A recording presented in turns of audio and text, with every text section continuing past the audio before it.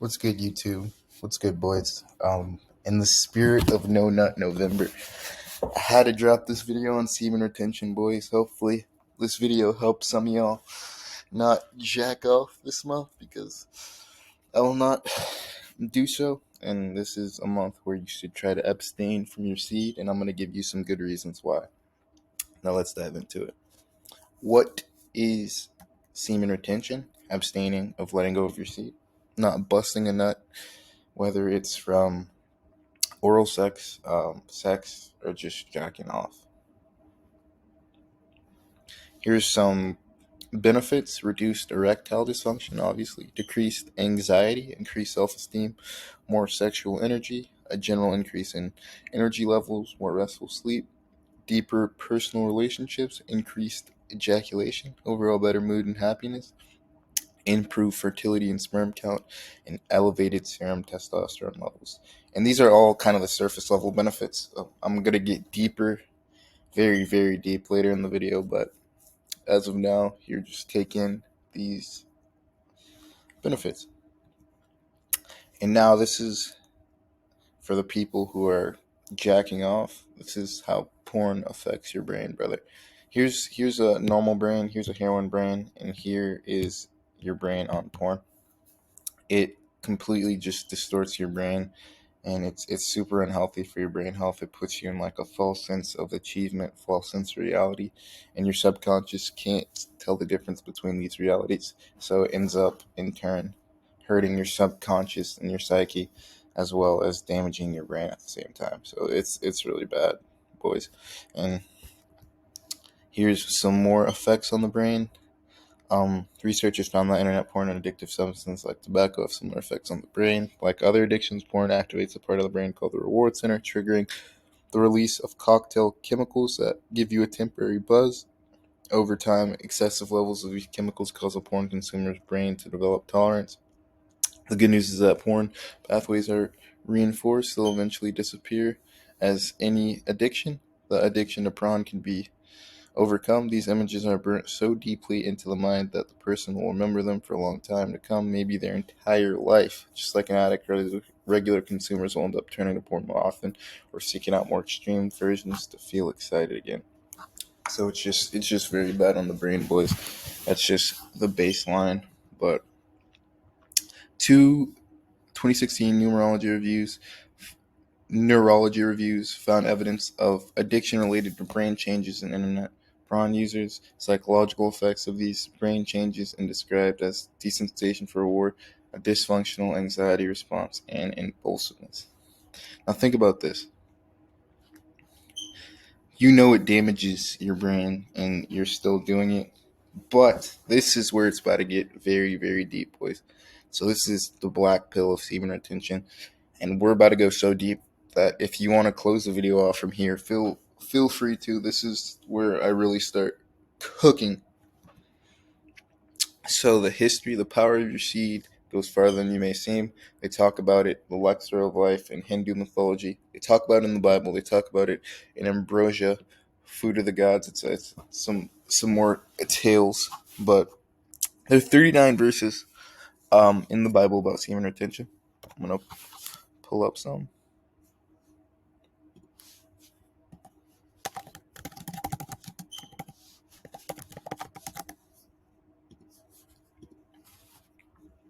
Here are some of them. Peter 2:11, beloved, I urge you, so sojourners and exiles, to abstain from the passion of the flesh, which wage war against your soul. I'm going to read just two of these. If you're any man among you become unclean or of a nocturnal mission, then he shall go outside of the camp. He shall not come inside the camp. Okay, I'm not going to read all 39, but you get the gist of it. And now we go, the serpent of life. Your life force is literally your sexual energy, the root of all creation, obviously. You either use your sexual pleasures, which in turn puts you at your lowest form of vibration. And we're going to talk about that at the end of the video, post nut clarity. Or you tame the serpent, and it can become your most powerful weapon. This is a Kabbalistic tree of life. It's what the Jewish people use. And there's connections with this in the Bible.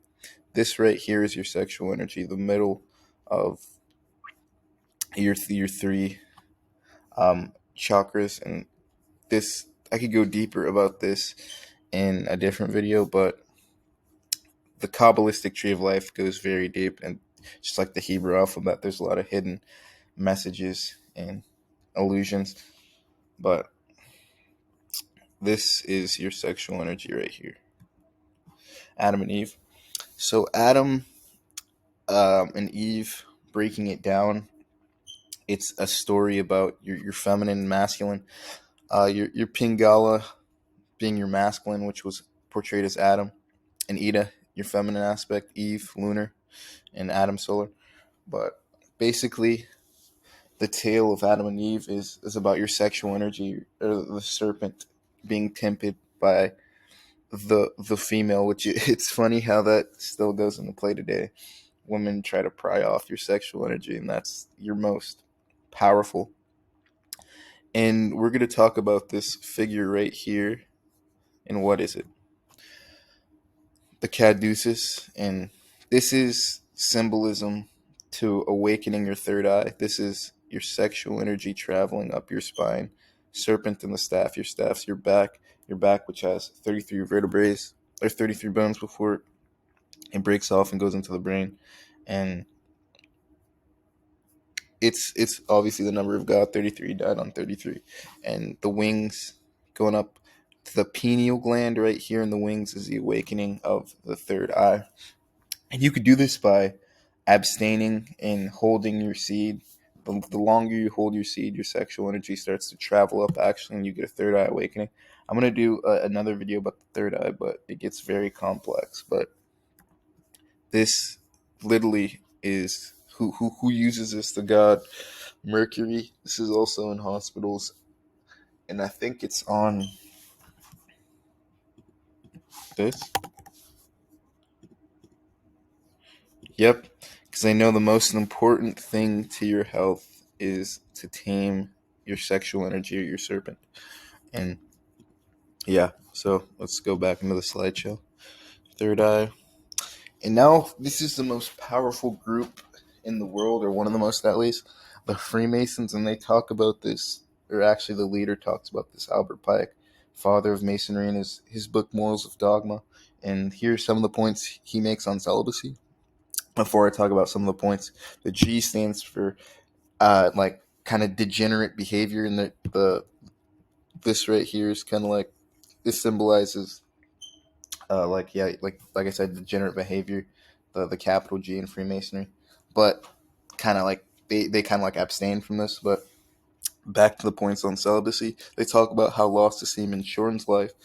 Also, it's the key to unlocking your third eye. Also, they said that, and they also say it helps your blood cells regenerate the longer you abstain from your seed. So you're more youthful if you hold that sexual energy, hold that seed in.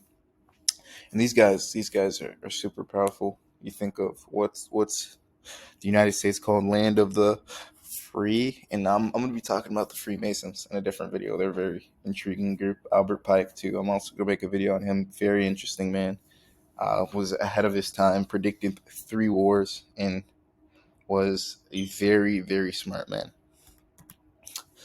Now we go to sexual energy is powerful. Man is not supposed to have an orgasm when you have sex unless it's creating life. And this is true. You're supposed to not bust a nut while you're having sex. They taught us to have sex wrong.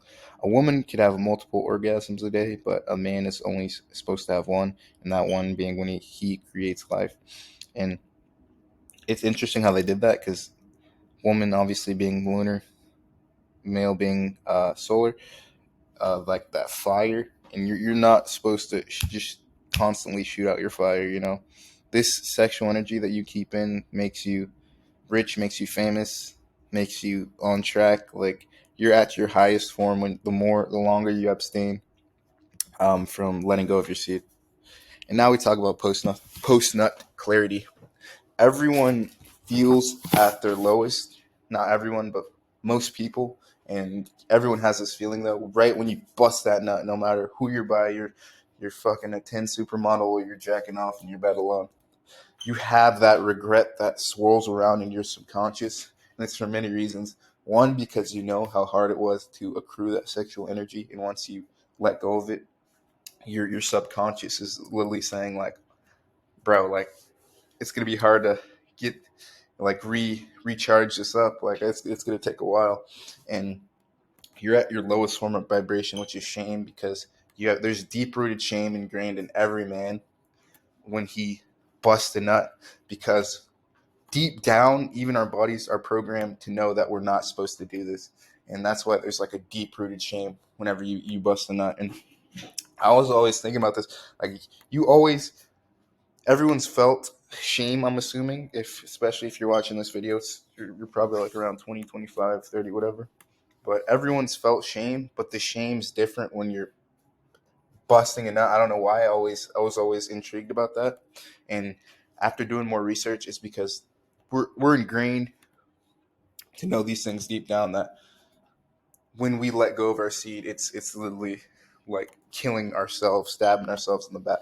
And that's why I think the shame's so deep rooted, because it's just programmed in us, in our subconscious, in our psyche, that we're not supposed to be doing this, you know. But I have some more bangers coming up. Cooking up a video on alchemy and black magic, so that should be coming up soon. Hopefully y'all boys like this video. All my videos I do in one take, so if there's like some typos or some words that I kind of misused or misconstrued, just let me know in the comments below. But appreciate y'all boys' time. Remember, no November, stay strong, boys. It's gonna be tough, but you have to abstain from letting go of your seed to reach your highest potential and highest vibration. Anyways, stay up, stay safe. Catch y'all boys. See you on the next video.